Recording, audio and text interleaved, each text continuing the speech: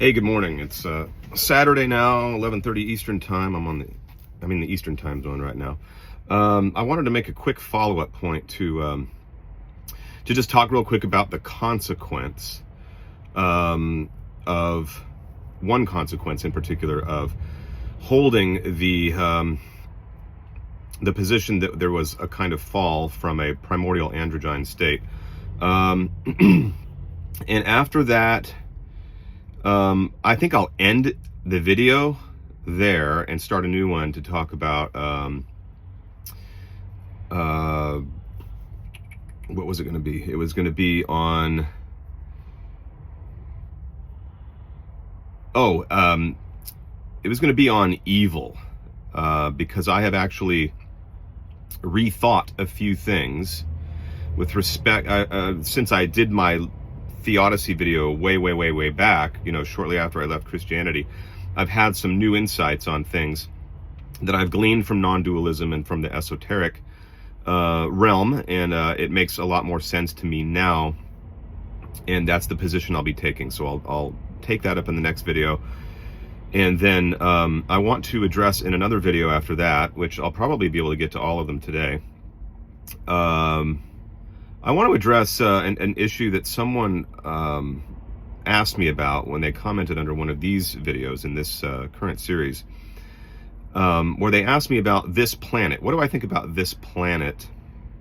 It doesn't seem like it's entirely good. There's a lot of problems with it. So if we don't have a traditional view of, or I shouldn't say traditional, but if we don't have a Christian view of the fall, let's say, or a Abrahamic, in general, understanding of a fall, how do we explain that, and how do we incorporate that into our worldview, and how do we approach our daily life in light of that? So I will address that there, and also in doing so put forward a hypothetical model for the way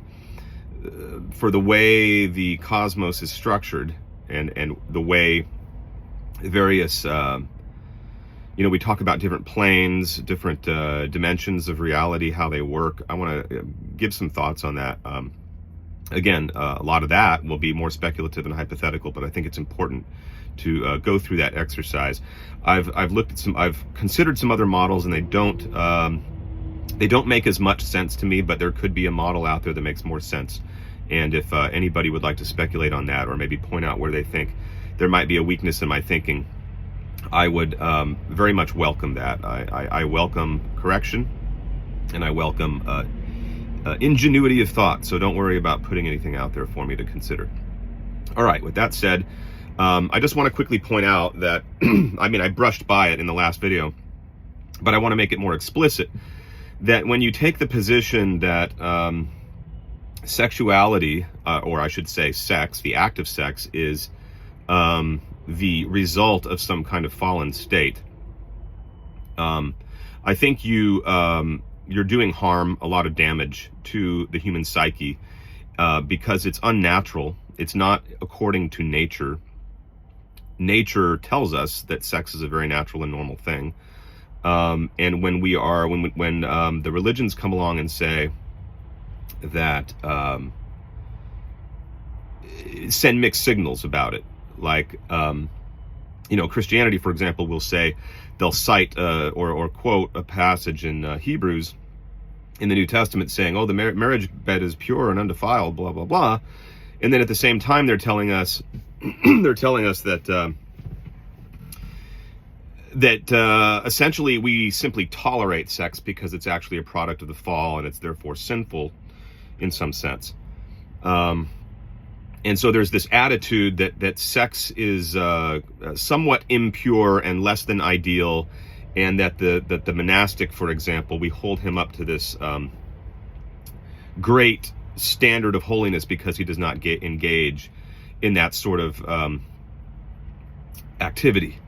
And that's why we have so many problems with, that's why Christianity has a big problem with Jesus or his mother, the idea of them ever having had sex, even though all of the textual evidence, the textual scholarship coming out now is actually showing there's way more evidence to prove that Jesus was not, as the Nicene Creed says, begotten of the Father before all worlds. And this phrase "begotten, not made" is completely false.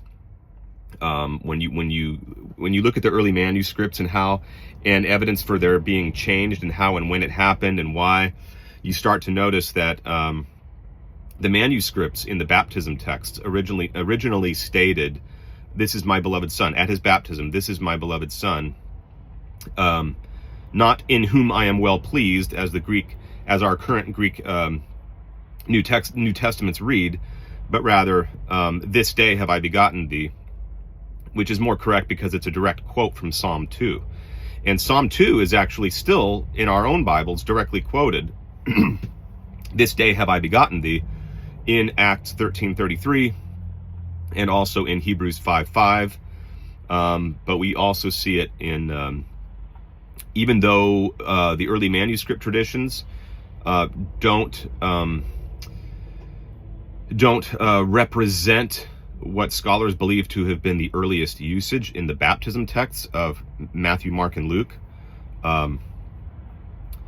We know they were changed because when you go back and you comb the patristic texts from the 2nd through the 4th centuries, they are all consistent when they cite or quote, when they quote Matthew, Mark, or Luke on the baptism texts. They all quote what we now know to be the original text because that's what they're quoting, right? They're quoting, "This day have I begotten thee,"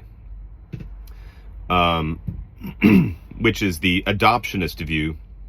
The Ebionites would have been the earliest followers of Christ, the earliest followers of Jesus. They would have been Jewish. They would have still been supporters of the law. They would have kept the law. This is why Paul is denounced as heretical by this group, according to Epiphanius in his Saint Epiphanius in his 4th century work, the Panarion. And so it has become apparent to scholars that the patristics were dealing with an earlier Hebrew form or an earlier Hebrew version of the Gospels. They would have been quoting texts like the Gospel of the Nazarenes and the Ebionite Hebrew Gospel of Matthew without the virgin birth narrative. So anyway, there's a real hang up there that doesn't need to be there with regard to sexuality. And I think that this androgyne issue really highlights the problem there. So to argue that we were in this ideal androgynous state, whether sexless or having the characteristics of both a male and a female, and that afterwards we split into two, and as a result we now come together and have sex, that really does, I think, even when we're not thinking in terms, even when we don't think in terms of this stemming from the androgyne teaching, I think there's still, obviously that's how it has come down to us, and there's a collective unconscious attachment to it that continues to affect us negatively, and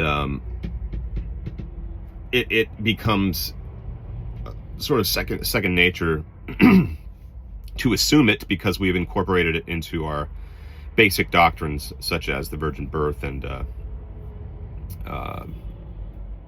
and then the Immaculate Conception. So doctrines like that. So anyway, just want to end it here on that note, and I'll pick up with the topic of theodicy or evil or the nature of evil.